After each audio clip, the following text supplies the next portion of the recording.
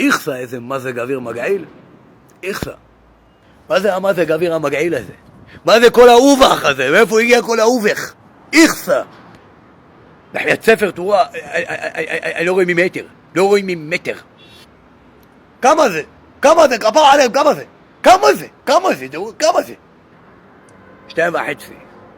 בדוק. אני רוצה לפנות מכאן לראש הממשלה. אדון ביבי, מה, לא למדת לקח מהפעם הקודמת, מהמזג אוויר? לא יכלת להרים טלפון למזג אוויר, להגיד לו, אל תבוא לי פה, אנחנו מדינה לא נורמלית, אתה תעסק איתנו? זה בכלל בא מירדן! אנחנו צריכים שהירדנים ישירו לנו אבק?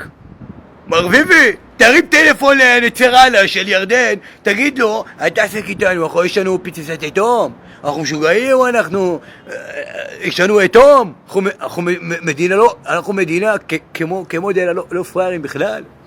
זה מה תגיד לו, ביבי, אל תפחד, איציק איתך. פיע על החיים שלי, איזה יום מגעיל, פיע על החיים שלי, גועל נפש.